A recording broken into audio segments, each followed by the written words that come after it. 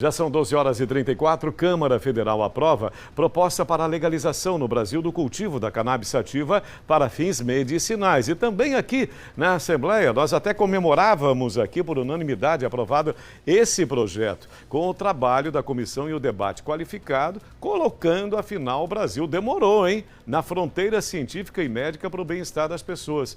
Resultado há muito esperado. Aliás, eu tive um amigo que faleceu ontem, esclerose múltipla, esperando pela aprovação desse projeto. Acredite, sofria dores terríveis. E agora o que muda? Havia muita expectativa quanto a essa aprovação. O texto vai direto para o Senado ou ainda algum recurso a ser apreciado ou não?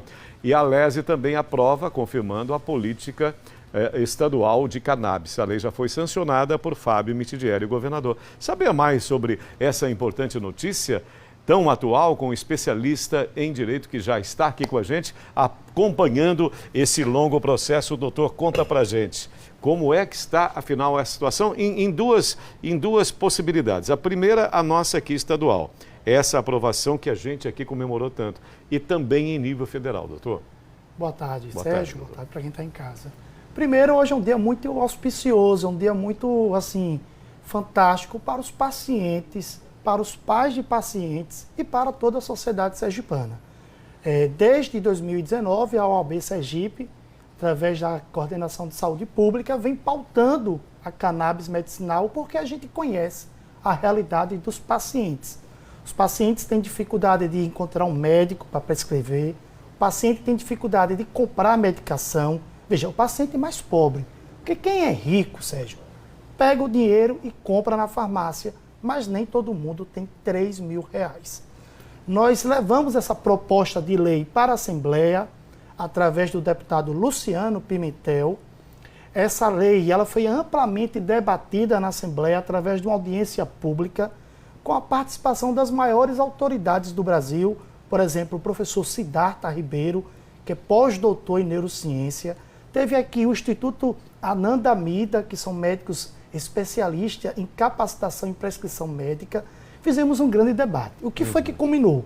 Aprovação por unanimidade. Unanimidade, né, doutor Maurício? A sociedade sergipana precisa também referendar essa aprovação ao parlamento estadual. Eu me senti extremamente contemplado. Por quê? Porque o tema foi tratado como ele precisa ser tratado, com responsabilidade. Nós não estamos falando aqui de cannabis, maconha, para a pessoa sair plantando em casa, fazendo maluquice. Não é isso. A gente está falando aqui de um remédio. Por isso que eu peço a você, doutor Maurício Lobo, que você nos esclareça. Qual é a diferença? Vai ser liberado? Pode haver uma plantação ali no meu quintal? Eu posso fumar o meu baseado de maconha ali, tomar chá de maconha? Enfim, esclarece para nós qual é a utilidade para fim medicinal específico. O que significa isso, doutor Maurício? Para fins terapêuticos e medicinal, a pessoa só vai poder ter acesso se ela tiver uma prescrição médica. Sim. Então, a partir de hoje, nós temos uma figura jurídica chamada paciente medicinal terapêutico de cannabis.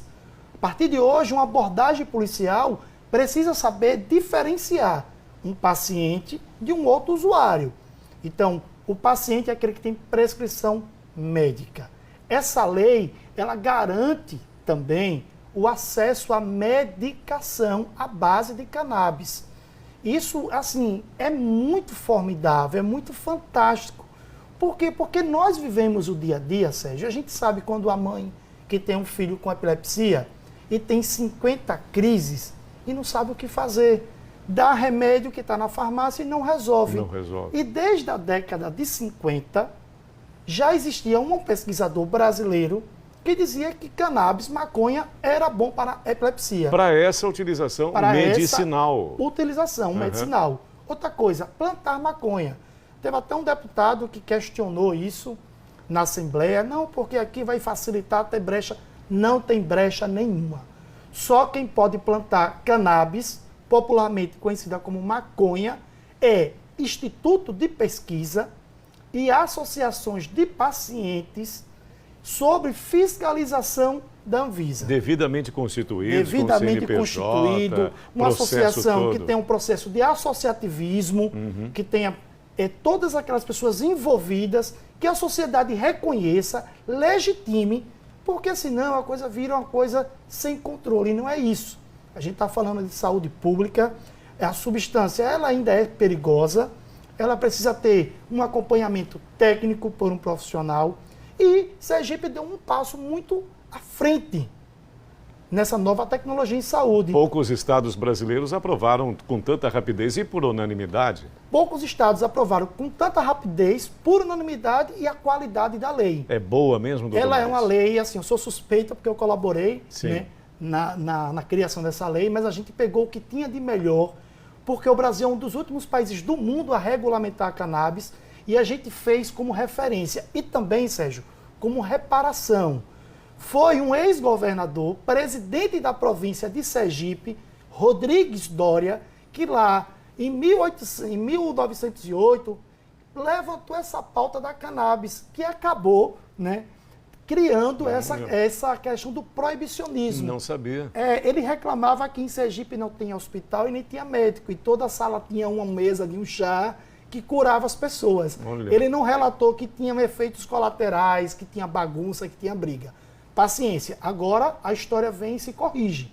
Um novo governador sanciona uma lei que é referência para o Brasil. Sabe por quê? Sim. Porque as outras leis, os pacientes precisam, para ter acesso à medicação de cannabis, precisam usar todos os outros medicamentos que estão na farmácia. Imagine, quem tem um filho vai querer dar um medicamento que não tem efeito ou vai dar um medicamento que a gente sabe que vai melhorar muito mais rápido? Seria o último recurso. Seria o último recurso. Aqui não. Aqui, através dessa lei, se o médico disser que se responsabiliza, ele pode ter como primeira linha de tratamento a cannabis. Isso é dignidade da pessoa humana, né? Isso é a gente trazer aquilo que a Constituição Federal e a OAB vem pautando, que saúde é um direito de todos e um dever do Estado. E você veja, eu até citei, eu vivo um luto essa semana porque perdi um grande amigo em Porto Alegre exatamente por isso. Ele aguardava, ele sofria muito com dores terríveis, esclerose múltipla em último nível e veio a falecer ontem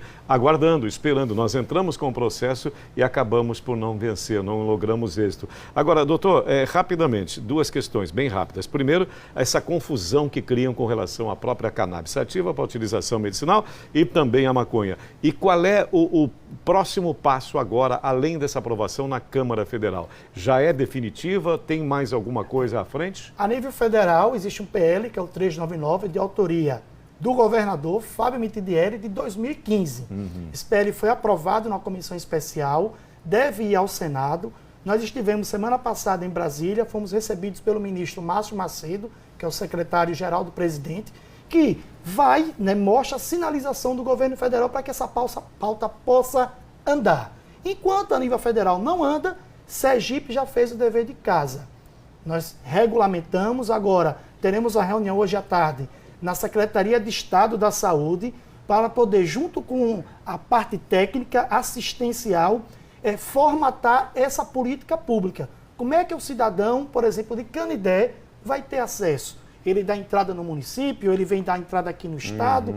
A gente precisa agora criar esses caminhos para que esse direito ele seja efetivado. Que é o mais importante é isso, não ser uma lei morta, ser uma lei que as pessoas possam agora garantir saúde. Porque, como você disse, você perdeu um amigo.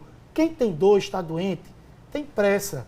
Não dá para ficar esperando. E a gente não pode, como sociedade, achar que a dor do outro ela é anestesia aos nossos olhos. E foi por causa disso que a gente trabalhou há 6 anos e hoje estamos extremamente felizes por essa conquista. Infelizmente, algumas pessoas no meio do caminho não conquistaram esse direito, mas a gente vai continuar lutando para que as pessoas, Sérgio, sejam incluídas pelo direito, não pelo assistencialismo. Conhece um político, conhece uma... Não, ela vai ter o direito de dizer onde é que eu vou conseguir o meu remédio. Como é o caso hoje, né? Vai conseguir um remédio através de uma política pública de saúde sério, um remédio de qualidade e seguro. Perfeitamente. Nosso consultor jurídico, o doutor Maurício Lobo, um prazer reencontrá-lo. Muito obrigado pela contribuição nessa tarde conosco e meus parabéns pelo trabalho desenvolvido também. Obrigado. Muito obrigado, doutor Maurício. Agora...